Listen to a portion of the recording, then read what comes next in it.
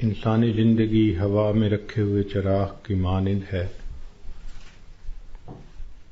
جس طرح ہوا میں رکھا ہوا چراغ ایک جھونکے کا محتاج ہوتا ہے،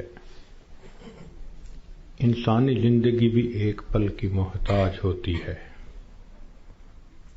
زندگی کیا ہے تھرکتا ہوا ننھا سا دیا، ایک ہی جھونکا جسے آ کے بجھا دیتا ہے، یا سرے مژگاں غم کا تھرکتا ہوا آنسو، پلک چھپکنا جسے مٹی میں ملا دیتا ہے۔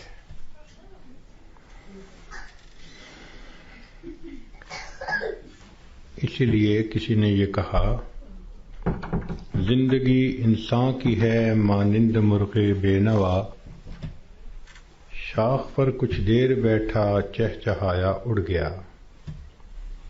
کہ جس طرح ایک پرندہ کسی شاخ پر آ کر بیٹھتا ہے، تھوڑی دیر چہچہاتا ہے اور چلا جاتا ہے، یہی انسان کی زندگی کی مثال ہے کہ انسان اس دنیا میں تھوڑی دیر کے لیے آیا اور بالآخر اس دنیا سے چلا جائے گا۔ آپ نے دیکھا ہوگا کہ جب بچہ پیدا ہوتا ہے تو اس کے ایک کان میں اذان کہتے ہیں اور دوسرے میں اقامت کہتے ہیں۔ یہ اس بچے کو پیغام دے رہے ہوتے ہیں کہ تیری زندگی کی اذان بھی ہو گئی، تیری زندگی کی اقامت بھی ہو گئی، اب اقامت میں اور جماعت کے کھڑے ہونے میں جتنا فرق ہے اتنا ہی تیری زندگی ہے، لہذا تم اپنی زندگی اس طرح سے گزارو کہ ابھی میری نماز جنازہ قائم ہونے والی ہے۔ اسی لیے یہ حکم ہوا کہ تم دنیا میں ہو تو امتحان گاہ میں ہو۔ یہ دنیا سیرگاہ نہیں، تماشا گاہ نہیں، آرام گاہ نہیں، یہ امتحان گاہ ہے۔ افسوس کہ ہم نے اس کو چراگاہ بنا لیا۔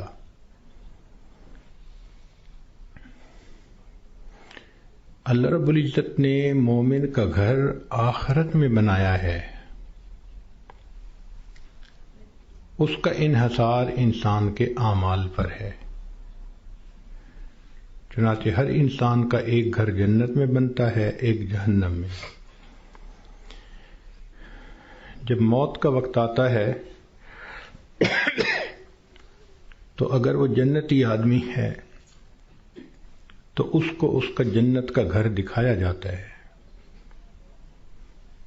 اس کے دل خوش ہوتا ہے اس کو دیکھ کے، اور اسی خوشی کے عالم میں اس کی روح کو قبض کر لیا جاتا ہے۔ اور برا انسان جب موت کے قریب پہنچتا ہے تو اس کو جہنم میں اس کا گھر دکھایا جاتا ہے، جس کی وجہ سے اس پر ایک خوف طاری ہوتا ہے، اور اسی خوف کی حالت میں اس بندے کی روح کو قبض کر لیا جاتا ہے۔ یہ بات ذہن میں رکھیے کہ دنیا مٹی گارے سے بنی اور فنا ہونے والی ہے، اور جنت سونے اور چاندی سے بنی اور ہمیشہ باقی رہنے والی ہے۔ ایک بزرگ فرمایا کرتے تھے کہ اے دوست، جتنا دنیا میں رہنا ہے اتنا دنیا کے لیے کوشش کر لے، اور جتنا آخرت میں رہنا ہے اتنا آخرت کے لیے کوشش کر لے۔ ہماری دنیا کی زندگی تو ہے 150 سال، اور آخرت کی زندگی ہمیشہ ہمیشہ۔ امام غزالی رحمۃ اللہ علیہ نے ایک مثال لکھی ہے کہ اگر زمین اور آسمان کے درمیان رائی کے دانے بھر دیے جائیں اور ایک پرندہ 1000 سال کے بعد آئے اور ایک دانہ کھائے، پھر 1000 سال کے بعد آئے دوسرا دانہ کھائے، پھر 1000 سال کے بعد آ کر تیسرا دانہ کھائے، ایک وقت آئے گا کہ زمین و آسمان کے درمیان رائی کے یہ سب دانے ختم ہو جائیں گے، آخرت کی زندگی کبھی ختم نہیں ہوگی۔ جب ہم نے اتنا وہاں جا کر رہنا ہے تو ہم سوچیں کہ ہمارے دن کی ترتیب کیا ہے۔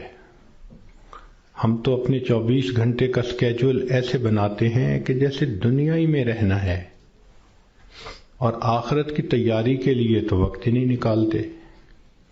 اسی کو غفلت کہتے ہیں اور اسی کو دھوکہ کہتے ہیں۔ اس لیے دنیا کا نام ہے دار الغرور، دھوکے کا گھر۔ اور یہ دھوکہ صرف جاہلوں کو اور ان پڑھوں کو نہیں لگتا، یہ پڑھے لکھے عقل مندوں کو بھی لگتا ہے۔ وہ دنیا کی زندگی میں ایسے مست ہو جاتے ہیں کہ نمازوں کی فرصت ہی نہیں ہوتی۔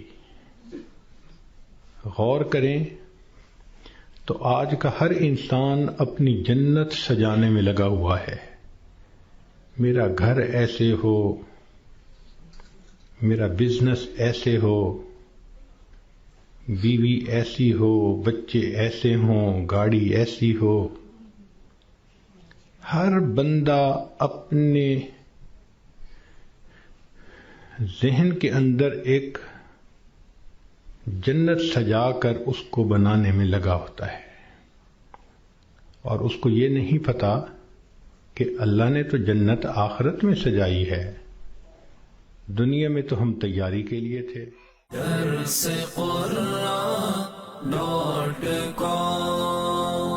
www.darsequran.com